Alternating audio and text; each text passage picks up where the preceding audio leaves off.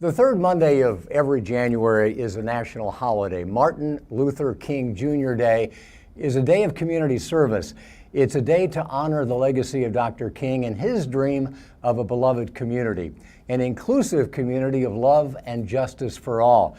It's a beautiful and a noble vision for which he gave his life, and yet, 54 years after his death, our communities seem more divided than ever. It does feel at times like hate is winning. Why can't we have a beloved community? Why can't we accept and love one another? Now, I'm not naive enough to think that we're going to come up with the answer today, but we are certainly going to pose the question, and we're going to pose it to leaders of 4 different faiths. This is Growing Boulder's Interfaith Spiritual Roundtable. Joining us today, Rabbi Stephen Engel, Imam Muhammad Masri, Reverend Katrina Jenkins, and Buddhist teacher Peter Carlson. And welcome to all of you. Thanks so much for coming. I know this is going to be a very lively conversation, and I think we all agree that our society seems to be more polarized than it has been in decades. There is an us versus them mentality, and I know it'd be unfair to lay the blame at the feet of organized religion, but let's start there. Because all religions have their version of a golden rule. All religions, at their core, preach love thy neighbor. So why are we not getting the message? Let me ask each of you for a brief opening statement, and Rabbi Engel, let's start with you. Well, let's start, Mark, with the idea that we have corrupted the word religious in our society. We used to think that it was from someone that, by the way they behaved, by the way they acted in a compassionate, just, and all the adjectives that we attach to being religious, but we have now assign being religious to how often you attend church or synagogue or mosque, how many rituals you do, and that has completely corrupted the idea of what being a religious person is. I love that. Imam Masri, your turn. Well, religion over time has gained a bad reputation because of individual actors and some bad leadership, but the masses, the majority of the people, in fact, are better today than they were ever before. So while I recognize the publicity damage, but I recognize the fact that a lot of good people are doing great work in and outside organized religion. I love the optimism and the hopefulness, and I know we're going to get it from you, Reverend Jenkins. How do you want to open? Well, I think somewhere along the line, we stopped having major conversations, dialogue and everything. I think at some point, things stopped. And it kind of became an us versus them, instead of all of us getting together and learning about each other and really trying to have those deep discussions and come to some kind of, we're not going to sing Kumbaya all the time, but come to some kind of consensus and appreciation for each other. And it just seems like there's been more of that divide. So no dialogue, a lot of talking, very little listening. Peter? Well, I believe that a major problem of our time is the double-edged sword that media is. On the one hand, we have more opportunities to communicate now than ever before worldwide. On the other hand, some particular aspects of our culture have usurped that and made conflict and power to be more important than community. I very much agree with what everyone else was saying about, we're all better off than we have been in the past, but this issue of the contentiousness really presents a significant obstacle to us moving forward as a culture. According to a recent Gallup poll, a record 81% Americans, this is a record low, 81% Americans answered yes to the question, do you believe in God? That's down from 98% in 1967, which is the year before Dr. King was assassinated. So, what's happened to our culture? Is organized religion losing its relevancy and by extension, its impact on our moral compass? Is that part of the problem? Fewer and fewer people believe in God? Well, the public schools have excluded God and presented an alternative worldview. And we expect that as more students go through the system, they come out on the other end knowing less about God. And especially when you take from 1967 the parents, then the children, then now the grandchildren. So if the parents were not exposed to religious beliefs in God and had no reason for it, their children will not have any contact with any organized religion or exposure to the concept of God. So it doesn't say that these statistics that necessarily less people believe in God, but it's less people who know God the way we define it today. Is your God different than the rabbi's God, than the reverend's God, than Peter Carlson's God? In the Islamic faith, we don't believe so. We believe there's one God, and God is God for everybody. And we believe we have so much more in common than we think.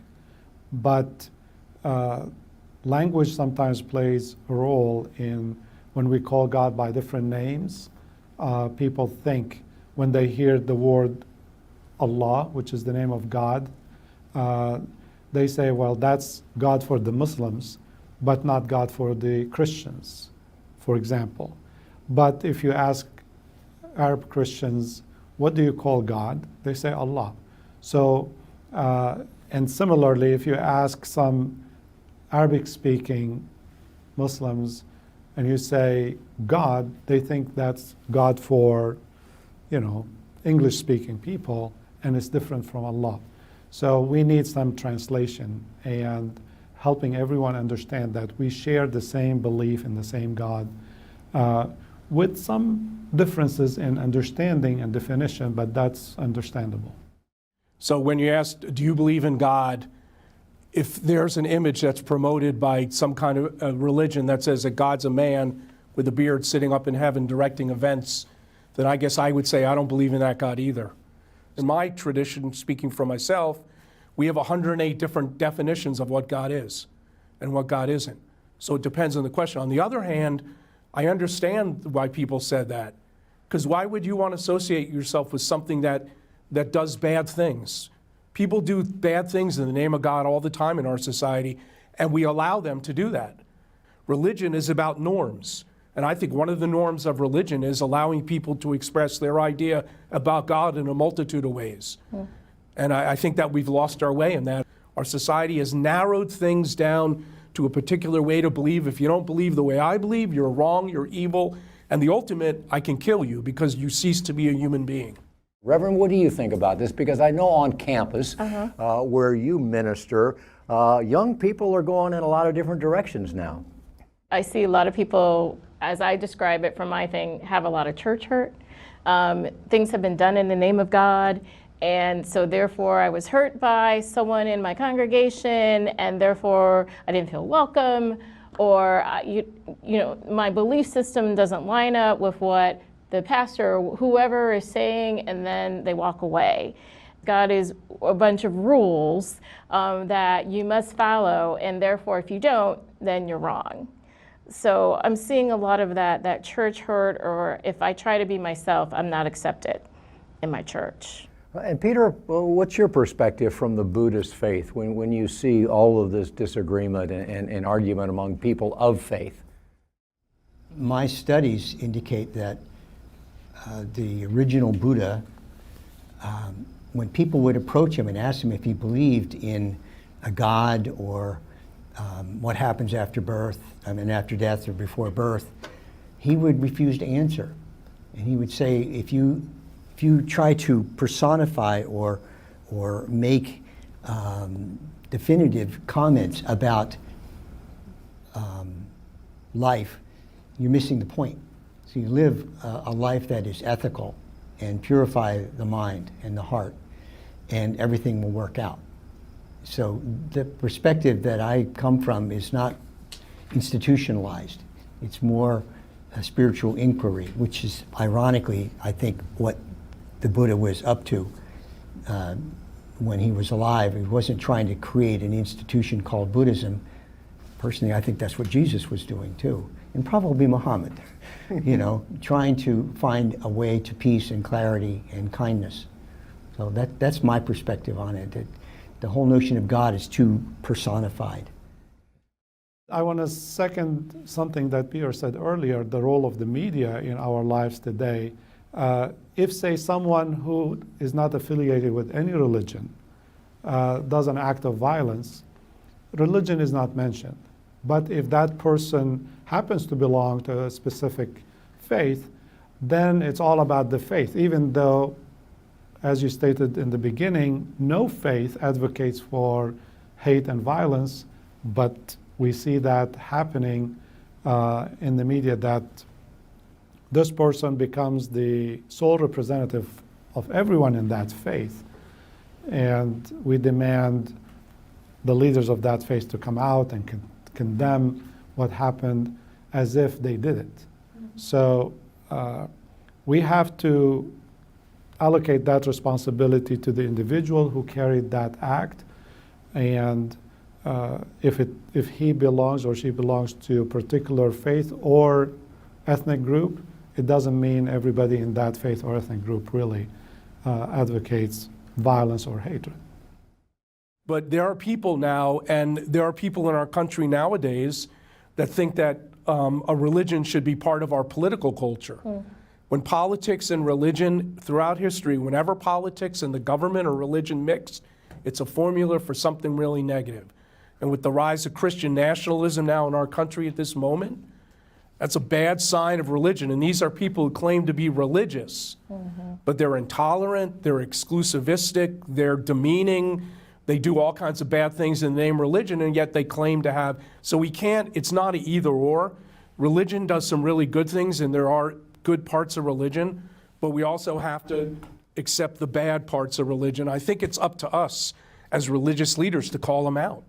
I just wanted to say that when, say, we meet as faith leaders and work together in the trenches, in the community to do something good, we don't see media coverage. True.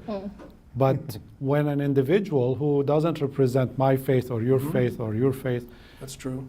Does something, then the question becomes that the religion made or motivated that individual to carry that act, which is not true.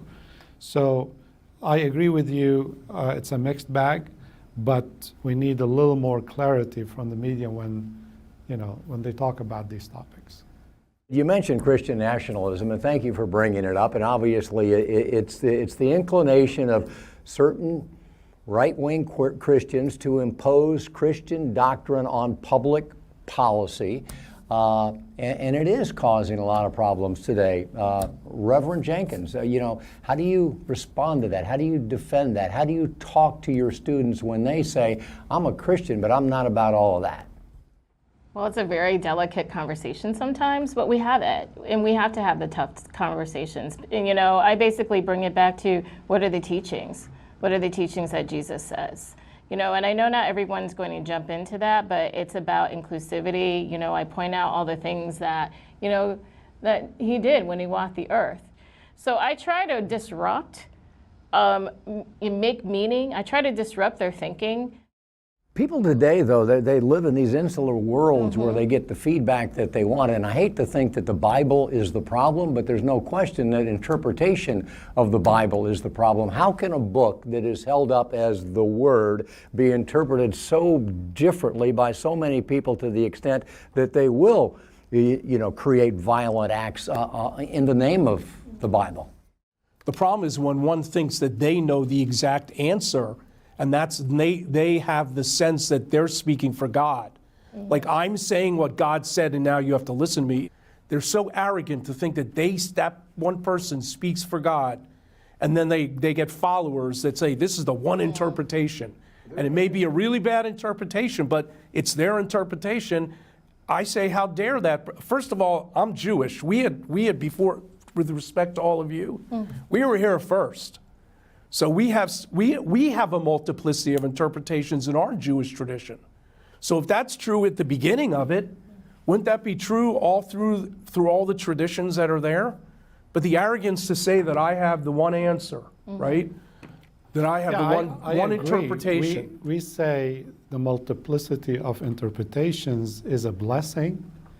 It's a mercy from God because we are all different. We need to understand and customize our understanding based on our time and place and situation and context. It is, as the rabbi said, when a person or a group say, I'm speaking on behalf of God, and this is the only view, and everybody, and you better follow what I'm saying, or I have to take you out. And what happened in our time is the access to Scripture became to the public, the internet. Everybody can directly read for themselves and interpret, as Reverend Jenkins said, without going to seminary, without studying. They just, search for a word, pick a verse, and say, that's what God said, and that's it. I call it lazy theology. That's what I call it. I think a major problem, too, is institutionalization. That there's the brilliant spiritual insights that have occurred, but then they have to deal with the culture, like Christianity with the Romans, right? And what ends up happening is that maintaining the power or the legitimacy of the institution supersedes the spiritual message. Spirituality becomes a threat to the institution. And I think that's something that we all have to contend with these days. Well, that's Christian national. I mean, the idea that you would institutionalize one religion based on a falsehood that this country was founded on Christianity, which it wasn't. It wasn't. The early founders were deists. They weren't Christians. Mm-hmm. And then, like you're saying, I think you hit it directly on. When those that it gets institutionalized, that's when problems happen. And that's the threat today. We saw, because when an institution is created, then that institution can create the norms. And then you can create all kinds of new norms like we have today, like truth doesn't matter. People can lie as much as they want, right? What, Mark, I want to add is this phenomenon is global. Meaning, while we experience in the United States Christian nationalism, we're experiencing similar nationalisms with other religions in other parts of the world. And so India, for example, we have Hindu nationalism. We have, in the Middle East, Muslim nationalism. In Israel, Jewish nationalism. And part of that is really, as the rabbi referred earlier, the mix between politics and religion. When political leaders, they want to propel themselves upward, they use religion, and they put themselves as the champions, so they make themselves heroes. And anytime a political leader uses religion to get elected or to get more control or this, you have trouble ahead. We saw it with Hitler. We saw it with many, many leaders across history. So I think we have to recognize that we are moving slightly away from democracy and more into autocracy, and we're seeing more theocracies coming up in different versions. It brings you back to your original question, why are we so divisive? We're all part of this country, but I feel a minority because I'm not part of the Christian nationalism that's being promoted. But I think we've all touched upon, the ability for people who never had a voice to now have a voice, to use that voice to spread untruth. So how do we handle that? How do we overcome the fact that there are people out there spreading lies? Well, I think one of the problems that we have is that we're inclined to search for a savior, and that's part of the Christian nationalism. I mean, they're talking about Donald Trump as being the savior, which is, obscene to me. And so I think what I would like to see happen is a more communitarian approach to leadership. Groups of people coming together who are like-minded and spiritually inclined to cooperatively find a way to promote the well-being of society at large, not looking for a savior, a messiah. We've reached a point in our society where a conversation is, I have to win and you have to lose. My Judaism has been strengthened by getting to know the imam. I didn't have to give up anything. I didn't have to weaken my position. Thank you. I strengthen myself, and that's what we have to get to. We have to get to a point where people understand whether it's religious differences or gender identity or race or whatever it is, whatever our difference is, that we engage in conversation strengthens a person, it doesn't weaken them.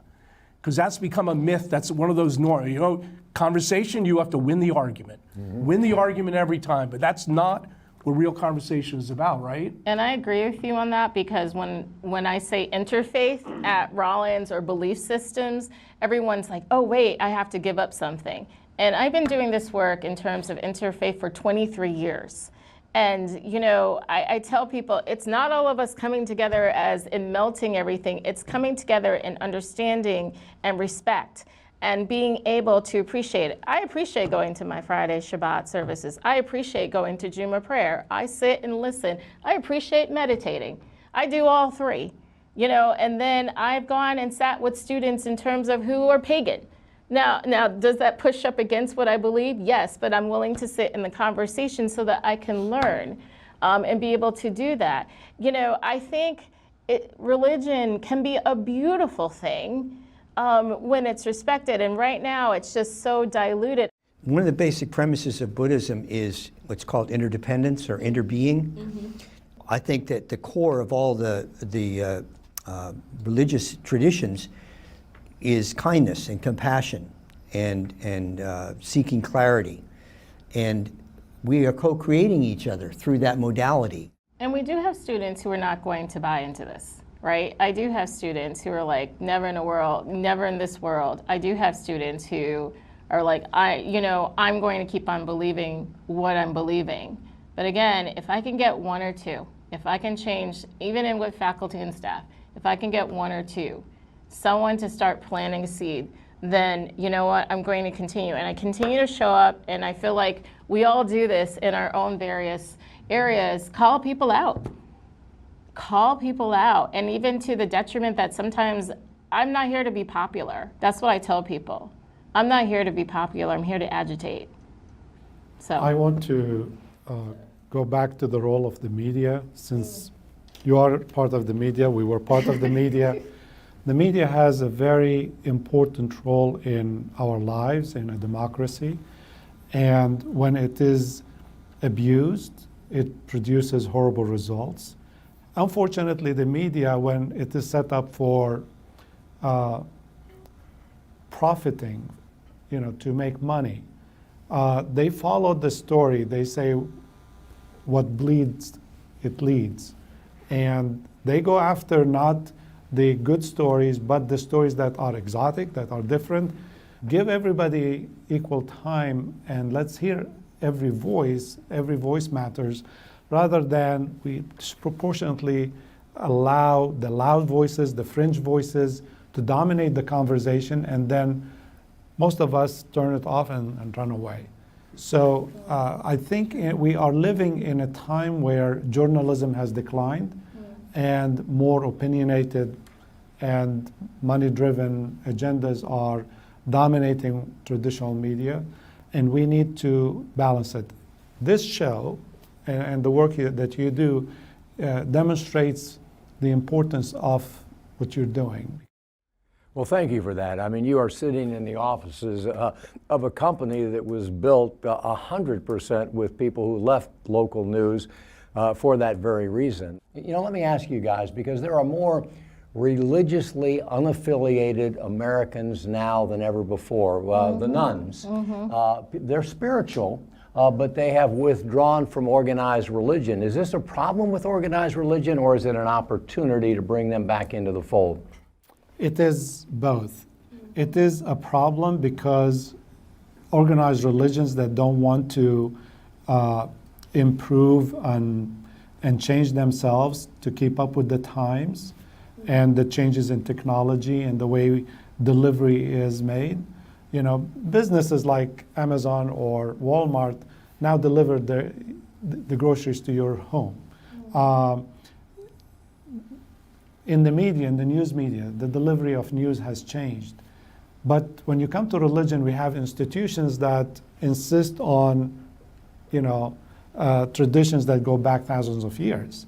And we say, well, people don't have the time and can't make it on on that day, on Friday or Saturday or Sunday or any day of the week. You have to go where they are. And so religion is not able to change fast enough. And we can't say we are the only one right and everybody else is wrong. Once you do that, congregants will leave. They'll say, good for you. I have friends who are Jewish and who are Christian and who are Buddhist and this, and I want to live in a pluralistic society, so I'm going to stop going to the church or the mosque or synagogue or whatever because I want to hear a message that's more inclusive. I want to hear a message that recognizes the humanity in everyone. Yeah, and I think that's how our culture evolves, our humanity evolves, is through reinvention. I think that's what Jesus was doing. I think that's what Muhammad was doing. I think that's what the Buddha was doing, was reinventing how do we develop ourselves spirituality. And there's a lot of resistance to that in our society right now for people that don't like. They want to make it like it was before, right? Yeah. And have it like it was in, quote, the good old days. Mm-hmm. And that's the clashes. The people that want to reinvent themselves and the culture is changing and demographics are changing versus the people who think it's going to be like it was before. So the challenges are many. The problems are significant. What are you guys hopeful about? This meeting is hopeful for me in terms of us being in the same room, speaking in ways that I find very reassuring personally. My life is organized around helping people have more integrated personalities, function better in the world, and this could be a real origination for that movement, or provide momentum for that movement. So thank you for this in that regard. Appreciate that. I'm hopeful because I think at the root base of each religion, we're the same. We believe, and I think religious is not one's practice, one's attendance, how much knowledge one has, how many Bible verses you can recite. I think being religious is a sense of being ethical, moral, being a good person, making yourself the best person you can be to make the world the best it can be. That is what being religious is. So I think that if that's the focus that we can get back to, that's a very positive message for everyone. I think the next generation, the current generation and the next, they are redefining, what historically has been for centuries one way. We lived in isolated communities, isolated faith communities. Everybody had their own ideas. Now there is one global community, and it's growing in number. And young people are seeing how similar they are, their needs, their wants. The challenge of climate change is drawing them together to understand that this is going to force them to work together across the globe. And we see that when it comes to their definition of religion or spirituality, they have also a lot more in common. So the walls are coming down, but because we are in a transition time, we think we keep measuring the old and not seeing the new. But I'm very hopeful that what emerges will be a global culture that respects every human, regardless of race, color, religion, what have you. And it's going to translate to a more peaceful world, much more than the 20th century and before. A beloved community. Reverend Jenkins, how about you? Give us a word of hope. I think when I get discouraged, I look at my students. A lot of people ask me the question, do these next generations get it? They're this, they're that, they're tied to their phones, and and I get that, and I see that, and I've had to adjust sometimes how I manage myself, and what do I say, and how do I react to things. But on the flip side of that, I can say that they do get it.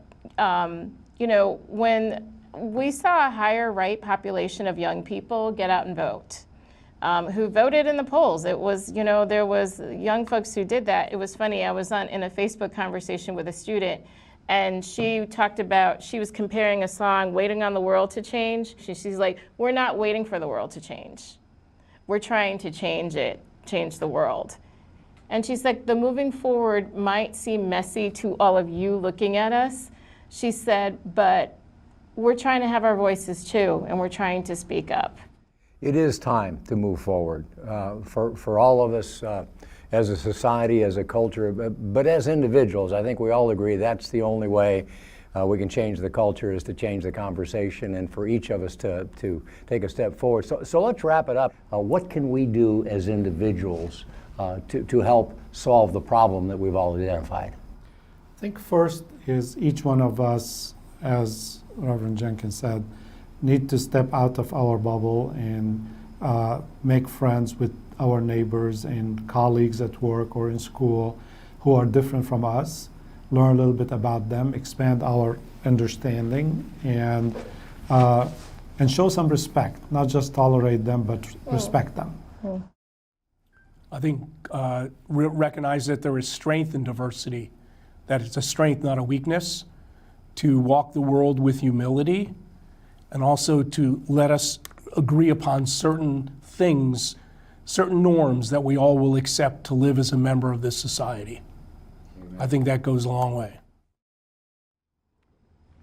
I think, just continue to step out of our comfort zones and find, and be able to be those truth slayers, as I say, those folks who not necessarily, I have the truth and everything, but to be able to have these different conversations where we can sit and say, okay, let me learn about you, you learn about me.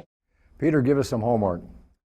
One of the aspects of Buddhism that to me is admirable is the congruence between what was discovered over 2,500 years ago by Buddhist practitioners is being validated by contemporary neuroscience. That, neuroplasticity, we can change the structure of the brain in ways that are beneficial, particularly if it's aligned with ethics, kindness, compassion, generosity, and tolerance, and so forth. So if there was one thing that I would wish for all the faith traditions of the world, would be to find a way to emphasize how important it is to train the mind with meditation. So thank you all. I am, for one, more hopeful than I've been in a long time, because there are many days when it does feel like hate is winning. I don't think there's any question we do have a fractured society, but I, for one, want to believe that love is what fuels the vast majority of us. That said, there is no question that there are more ideological extremists, both on the right and the left, than ever before. And social media not only gives them a platform they've never had, it magnifies their voice and, unfortunately, their impact as they've never had. I think the problem might not lie with us, but the solution is certainly dependent upon us. We can't let the voices of hate and division drown out the voices of cooperation, of compassion, and conciliation. And as hard as it might be, I think what we learned today is that we all have to reach out. We have to engage, we have to listen, and we have to model the behavior that all religions and all people of faith, including the nuns, believe in. We have to become like Dr. King, who said, I've decided to stick with love. Hate is too great a burden to bear. Love is the only force capable of transforming an enemy into a friend. My thanks once again to Rabbi Engel, Pastor Jenkins, Imam Musri, and Peter Carlson. Links to all of them and their many initiatives are below. And of course, we invite you to weigh in on our social media channels, watch our TV shows, listen to our radio shows and podcasts, read our magazine, and please subscribe to our weekly Insider newsletter, because Growing Bolder, folks, is more than media. It's a movement that celebrates the blessing of growing older, the power of community, and the opportunity that we all have to make a difference, not only in our own lives, but in the lives of others. Thanks for joining us.